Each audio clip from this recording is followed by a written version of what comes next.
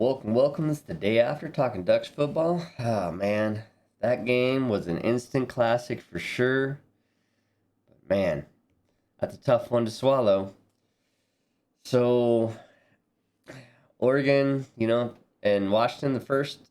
So they've been playing, I think, 115, 118 meetings. This is the first time the two schools have been in the top 10. And Oregon went up to Washington hoping to get a victory and just came up, a few feet short. And this game was a great game, back and forth, instant classic for sure. But Oregon just didn't get it done when they had to, and give Washington credit when they had to make plays, they did. And I guess that was kind of the point of the game. And so we'll just take a couple quick looks at some things. I'm not going to get too deep in there, but then we'll talk about it kind of in the end here. Is stats wise, if you just look at the stats, you don't know what the score is. You say, okay, Oregon's got 32 to 24 first downs. Third down efficiency, Oregon was 10 of 16. Washington was 5 of 11. Here's what really, really, really hurt Oregon is their ability to not convert the 3 fourth down tries that they had. All 4 of those fourth downs were super critical because they were either for touchdowns or to finish running the clock out. And I think those are the things that that Dan Lanning's going to have to figure out what to do with is those fourth down decisions. In the end, we'll get to that in a minute. But look at rushing yards. Oregon 204 rushing yards to Washington's 99. Passing yards 337 to 316. Total yards 541. Sacks each had 1. Interception thrown 1 by Penix. Punt average. Penalty yards was pretty even. Both had 5 penalties. Fumble. So nobody lost a fumble, but Washington had a fumble on the goal line, but it caused the ball to be down. But Oregon ended up stopping them there, so that wasn't that big deal. And then he had time of possession.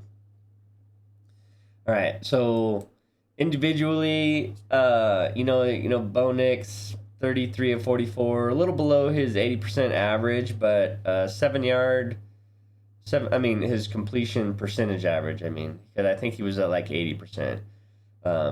Average 7 yards of play, 2 touchdowns, no interceptions. Penix was 302 yards, 8.2 an average for 4 TDs and 1 interception. Bucky Irving was 22 for 127, 5.8. Jordan James was 5.8. And then you had Dylan and Will Nix that were both, well, he only had 1 carry, but they were 5. So both defensive gave up passing yards and gave up rushing yards, which I was a little shocked that Oregon gave up as much rushing yards as they did.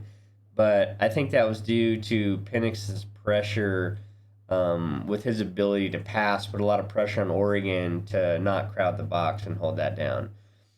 If you had told me that Oregon had a 100-yard receiver, a 100-yard rusher, I would have automatically said that we won. But you have Washington with a 100-yard rusher and 200-yard receivers. And hey, here's where it comes to is you had two fourth down decisions in the first half. Both of them go in for points if they get them. And this game was decided by 3 points. So with those 2 fourth downs, and then at the very end of the game, Oregon elected to go for it on 4th and 3 to ice the game. Those are 3 times that you had to make 1 play, and that changed the whole game. Instead, in the first half, instead of going for field goals, you went for it on 4th down and you left 6 points on the board. That also changes the game.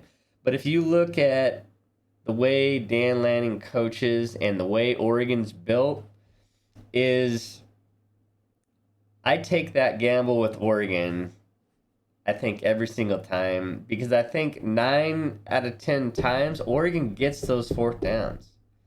I wish Oregon had used the run a little more. I was a little disappointed in that, as I felt like Oregon's run game, especially in the middle, was really good, and I thought they were starting to wear down Washington's defense.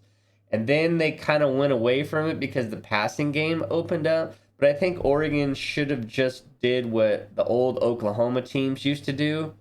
It's just pound the rock and pound the rock and pound the rock and pound the rock until the other team just can't stop it anymore.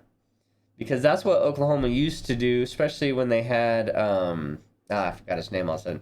But what they used to do is they used to run 30 times in the first half, and they would get like 60, 70 yards. And then the second half, they would run like 20 times, and they would end up with like 200 or 300 yards. And I kind of wish Oregon had used that, because I felt like Washington's D was getting tired and that Oregon was beating them up a little bit on the run game.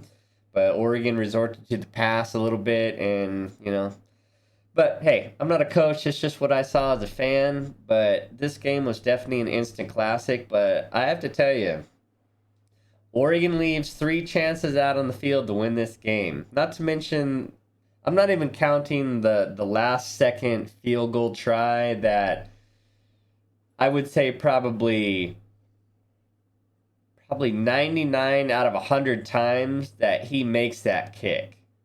And I don't think it was the pressure. I think it was just one of those things. Washington was meant to win this game for some reason, and I think that's just what it was. I don't think the snap was bad. I don't think the hold was bad. I think that kick, like I said, I think he makes that kick 99 out of 100 times.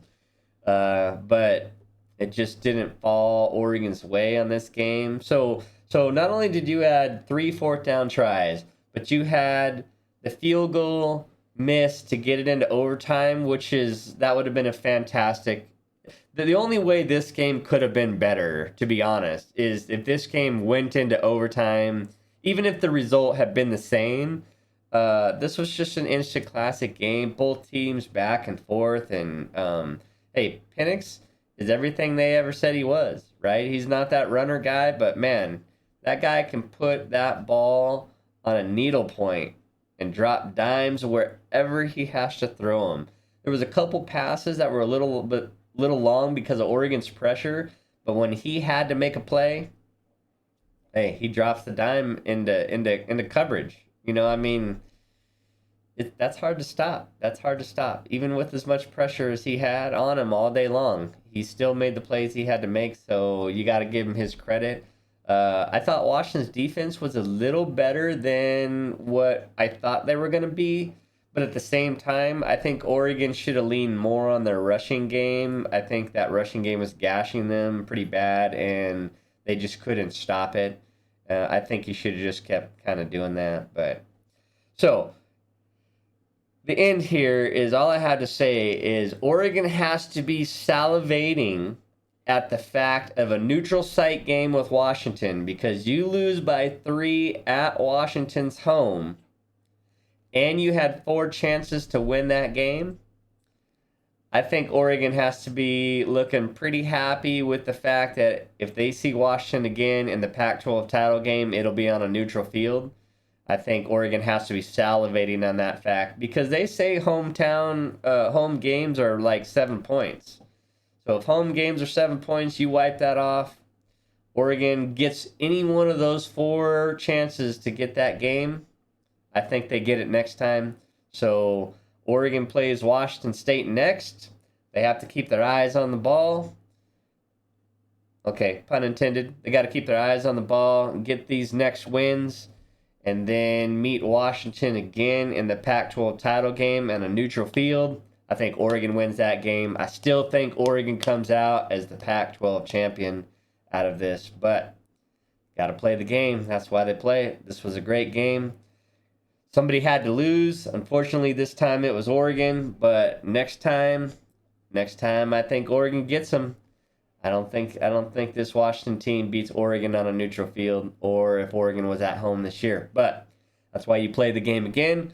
Like I said, Oregon's got a reeling Washington State team. Washington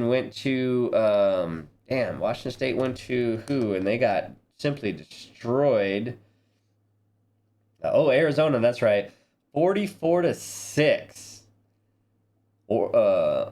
Arizona beats Washington State 44-6. That's crazy. I did not expect that. All of a sudden, Arizona is a team that has to be reckoned with. Unfortunately, Oregon doesn't play them this year. So Washington State throws 2 interceptions, had 2 fumbles. Just didn't play well, but Washington State is still a dangerous team. They can sling that ball around, and Oregon's secondary is a little beat up, so we'll have to see how that plays out. But in the end, I don't think Washington State's defense can handle the balance of Oregon, and I think Oregon's pressure is what changes that game next week. So, with that, we were out here today. Congratulations to Washington. I mean, that was a game of games. We'll be talking about that one for years. The first top 10 meeting between the two teams went Washington's way, unfortunately. But, number 7 beats number 8 by 3 points. That's not a bad thing. I really hope Oregon doesn't drop out of the Pac-10 with this game because, like I said, I think Oregon had 4 chances to win this game and just couldn't get it done at Washington's home. But we'll see. I didn't think Oklahoma would jump all the way up to number 5 for beating number 5, but, maybe, I don't know. But with that, we'll see you next week. Much love, all.